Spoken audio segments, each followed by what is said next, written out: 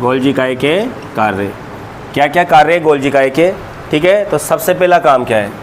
Number 1, तो जितने भी पदार्थ हमारी कोशिकाओं वगैरह में बनते हैं, है ना, उन सभी पदार्थों को क्या किया जाता है? इस गोल्जी इकाई के द्वारा इकट्ठा किया जाता है। क्या किया जाता है? इकट्ठा। और इकट्ठा करके उसको कहाँ भेजा जाता है? कोशिका में और शरीर के अन्य भागों में कहीं पर भी। तो लिखो, पहले गोल्जी इकाई के कार्य लिख लिया, तो लिखो को समेष्टित, है ना, समेष्टित। अरे भाई जैसे मान लो कोई फैक्ट्री होती है, उस फैक्ट्री में कोई चीज़ बनती है ना, तो वो फैक्ट्री को में उस चीज़ को क्या करना पड़ता है? अपन को पैक करना पड़ता है। क्या करना पड़ता है? पैकिंग करने के बाद उस चीज़ को पहुंचाना पड़ता है। ठीक है, तो ऐसे ही इसका काम है गोल्जी इकाई का। यानी कि आपसे कहा जाए हमारी कोशिका की पैकिंग फैक्ट्री या पैकिंग डिपार्टमेंट, क्या नाम है उसका? गोल्जी इकाई। ठीक है ना, कोशिका के बाहर पहुंचाना होता है। तो ये हुआ कार्य नंबर 1। ठीक है, लिख लिया सबने कार्य नंबर 1। चलो दूसरा कार्य लिखो, लिखो संवेष्टित पदार्थ। संवेष्टित पदार्थ, संवेष्टित पदार्थ, संवेष्टित पदार्थ ER से पुटिका के रूप में। संवेष्टित पदार्थ ER से पुटिका के रूप में निकलते हैं। पुटिका के रूप में निकलते हैं। संवेष्टित पदार्थ ER से पुटिका के रूप में निकलते हैं। तो ये पहली चीज़ तो ये याद रखो कि कहाँ से निकले भाई वो? ठीक है ना, पुटिका के रूप में निकलेंगे ER से। ER मतलब एंडोप्लाज्मिक रेटिकुलम से। देखो डायग्राम आप एक बार फिर से, ये कोशिका है, ये कोशिका का केंद्रक है, इससे जुड़ी है ER। तो ER केंद्रक से बनेंगे, ER से निकलेंगे, और इसके ऊपर ही क्या होती है? ऐसे ऐसे गोल्जी इकाई होती है। तो यहाँ से पदार्थ बनेंगे और बन करके इस भाग में निकलेंगे पुटिका के रूप में। फिर पुटिका को पैक किया जाएगा और इसमें से हो करके यूँ निकलेगी आगे। ठीक है, तो लिखो आगे, पुटिका के रूप में निकलते हैं तथा गोल्जी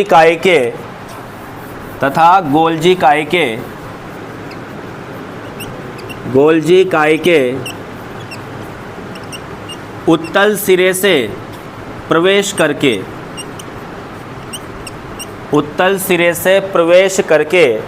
गोल्जी इकाई के उत्तल सिरे से प्रवेश करके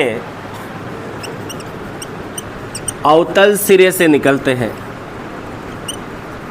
अवतल सिरे से निकलते हैं। गोल्जी इकाई के उत्तल सिरे से प्रवेश करके अवतल सिरे से निकलते हैं। संवेष्टित पदार्थ ER से पुटिका के रूप में निकलते हैं, है ना, और गोल्जी इकाई के उत्तल सिरे से प्रवेश करके अवतल सिरे से निकलते हैं। तो मुझे बताओ यहाँ कितने नाम आ रहे हैं? 2 नाम आ रहे हैं यहाँ पे। देखो किस किस के नाम आ रहे हैं? 2 नाम। एक तो ER का नाम आ रहा है, देखो आ रहा है नहीं आ रहा है, और एक इसका नाम आ रहा है गोल्जी इकाई का। तो बताओ एक दूसरे के कार्य जुड़े कि नहीं जुड़े एक दूसरे से, है ना? तो लिखो अगली लाइन से, अतः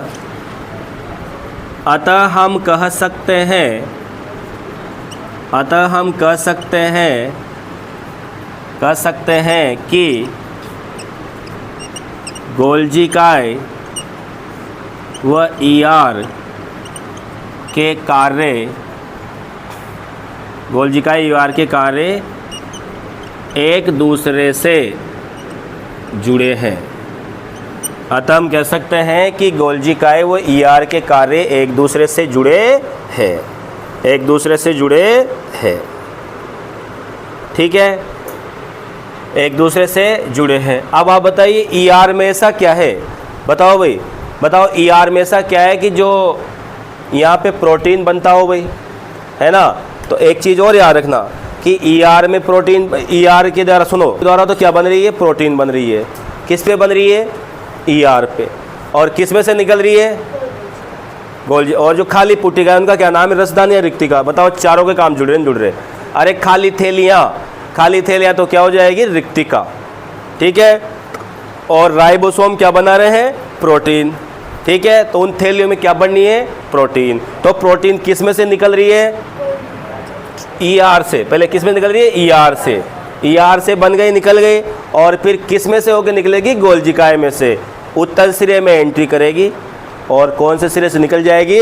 अवतल से। बोलो किसी को डाउट है कि कार्य में पदार्थों को पैक किया जाता है, ठीक है ना। ईआर से निकलने वाले जितने भी पदार्थ हैं उन सभी पदार्थों को क्या किया जाता है, पैक किया जाता है। पैकिंग, ठीक है ना, packing department of the sale ऐसे बोलते हैं इसको अंग्रेजी में, है ना। तो ये तो कार्य दूसरा हो गया। अब तीसरा कार्य लिखो, तीसरा कार्य लिखो। गोल्जी काय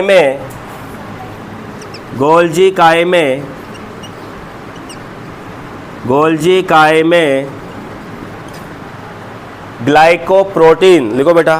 गोल्जी काय में ग्लाइकोप्रोटीन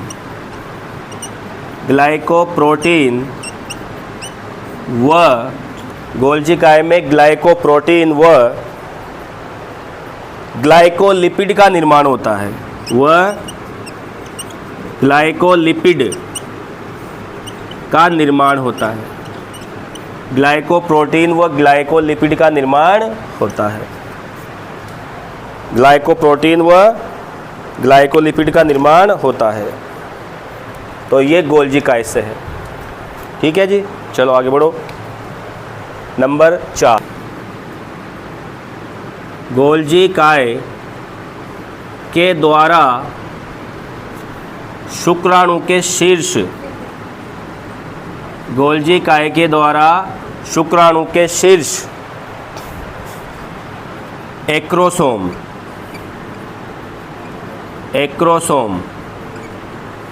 का निर्माण होता है।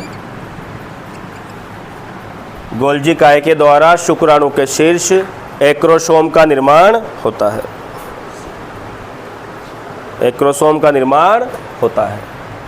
ठीक है, एक्रोसोम का निर्माण होता है। चलो एक बार और इनको दोबारा से देख लो, शॉर्ट में देखो। सबसे पहला काम क्या है, गोल्जी काय का मुख्य कार्य पदार्थों को संवेष्टित करके या पैक करके कोशिका में या कोशिका के बाहर पहुंचाना होता है। तो पैकिंग करना, क्या करना, पैकिंग करना। तो पैकिंग करने का काम गोल्जी काय। दूसरा, संवेष्टित पदार्थ ईआर से पुटिका के रूप में, ईआर से किसके रूप में निकलते हैं, पुटिका के रूप में। तो पुटिका के रूप में निकलते हैं और गोल्जी काय के उत्तल सिरे से प्रवेश करके, उत्तल सिरे में क्या करेंगे, प्रवेश करके अवतल सिरे से निकलते हैं। किस सिरे से निकलते हैं, अवतल सिरे से। ठीक है, इस तरह हम कह सकते हैं कि ईआर, ठीक है ना, ईआर और क्या नाम से, ये क्या नाम से गोल्जी काय आपस में क्या है, संबंधित है। आएगी नहीं बात समझ में, क्लियर है। आगे देखो, गोल्जी काय में क्या क्या बनता है भाई। अरे देखो, गोल्जी काय का नाम जी है ना, इससे बनने वाला जी और इससे भी बनने वाला जी। 3 बार जी बोल दो। क्या बोल दो, 3 बार जी। देखो पहले क्या है, गोल्जी काय, नाम क्या है इसका, गोल्जी काय। इसमें कौन सी चीज़ प्रोटीन बनती है, ग्लाइकोप्रोटीन। इसमें कौन सी लिपिड बनती है, ग्लाइकोलिपिड। तो 3 बार जी बोल दो भाई, जिसमें काम हो जाएगा। ठीक है ना। देखो जी से गोल्जी बॉडी या गोल्जी काय, जी से ग्लाइकोप्रोटीन और जी से ग्लाइकोलिपिड। ठीक है ना, इस तरह से ये याद रख लेना। तो ये आपको अच्छे से याद हो जाएगा तीनों चीज़ें। तो 4 काम हो गए बेटा। अब एक प्रश्न लिखा हूँ आप लोगों को मैं, ठीक है, प्रश्न का जवाब आपको देना है। ठीक है, चलो ठीक है, ये उतार लो पहले जो भी बच रहा है। जो गोल्जी काय नष्ट हो जाए तो क्या होगा। तो गोल्जी काय करता क्या है भाई, पहले बताओ, करता क्या है गोल्जी काय, बताओ भाई। अरे गोल्जी काय क्या करता है, पदार्थों का परिवहन करता नहीं करता है भाई। अरे जहाँ भी पदार्थ बनते हैं बेटा, जहाँ भी यानी कोशिका के अंदर जो भी बनते हैं वह सब ईआर में से निकल के कहाँ से जाएंगे, गोल्जी काय में जाएंगे। तो पदार्थों का परिवहन करता है। सुनो, गोल्जी काय क्या करता है, पदार्थों का परिवहन करता है, पैकिंग करता है। तो ये दोनों काम हो जाएंगे बंद। और गोल्जी काय में किसका निर्माण होता है, ग्लाइकोप्रोटीन का और ग्लाइकोलिपिड का। आप बताओ ग्लाइकोप्रोटीन क्या होते हैं। ग्लाइकोप्रोटीन हमारे प्रतिरक्षा तंत्र की कोशिकाएं होती है, बहुत ज़्यादा इंपॉर्टेंट होती है कोशिकाएं। ठीक है ना, ये कोशिकाएं बहुत ज़्यादा इंपॉर्टेंट होती है और हमारे शरीर में बहुत अच्छी तरह से कार्य करती है। चलो लिखो अब आप लोग, नष्ट हो जाए तो क्या होगा, लिखो, आंसर डालो, ऐसे आंसर डालो और लिखो कोशिका में पदार्थों का परिवहन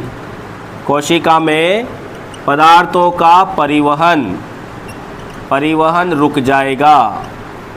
कोशिका में पदार्थों का परिवहन रुक जाएगा। पहला ये है, देखो, कोशिका में पदार्थों का परिवहन रुक जाएगा। फिर दूसरा, तो पहला तो क्या हो गया भाई, कोशिका में पदार्थों का परिवहन रुक जाएगा। दूसरा लिखो ग्लाइकोप्रोटीन, ग्लाइकोप्रोटीन व कौन सी लिपिड, ग्लाइकोलिपिड का निर्माण होगा कि नहीं होगा, नहीं होगा। अरे क्या लिखा अपन ने, गोल्जिकाएं नष्ट होगी ना, अरे गोल्जिकाएं नष्ट होगी तो क्या होगा, कोशिका में पदार्थों का परिवहन रुक जाएगा, ग्लाइकोप्रोटीन ग्लाइकोलिपिड का निर्माण नहीं होगा। ठीक है, चलो आगे बढ़ते हैं। और क्या काम करता था ये, है ना, शुक्राणु के शीर्ष,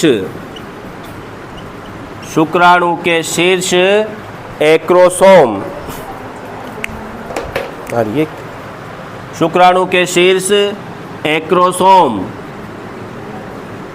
का निर्माण नहीं होगा। लिखो, साथ साथ लिखते जाओ बेटा, शुक्राणु के शीर्ष एक्रोसोम का निर्माण नहीं होगा, एक्रोसोम का निर्माण नहीं होगा। चलो इसको भी थोड़ा सा समझाऊँ आपको ना, पहले लिखो, शुक्राणु के शीर्ष एक्रोसोम का निर्माण नहीं होगा, यानी जो शुक्राणु का शीर्ष होता है ना एक्रोसोम, उसका निर्माण नहीं होगा।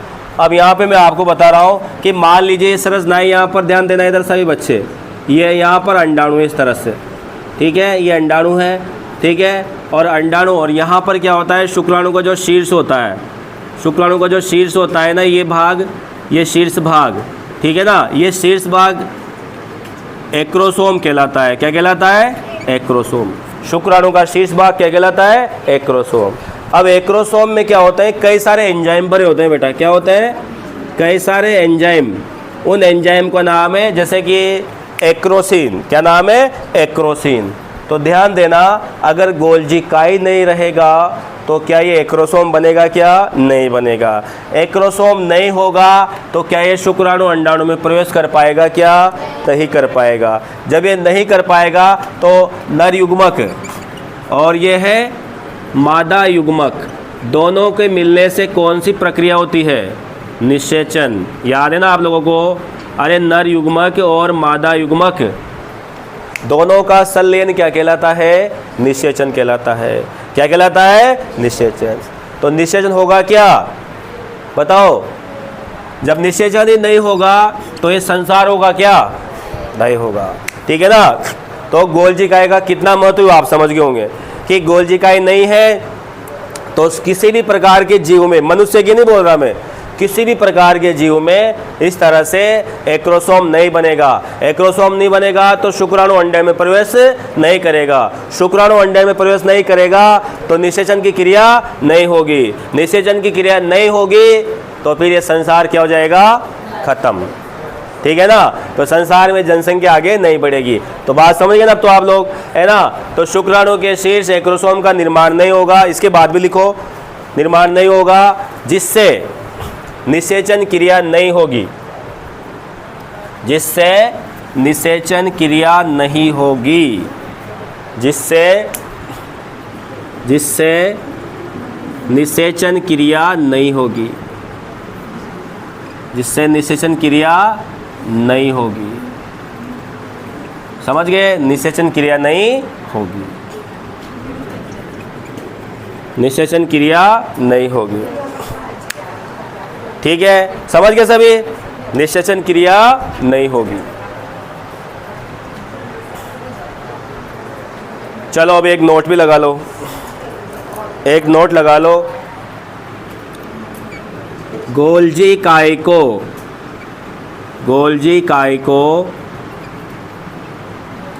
कोशिका की पैकेजिंग मतलब पैक करना, पैकेजिंग फैक्ट्री कहते हैं। कहाँ लिखा है, नोट में लिखना है आपको।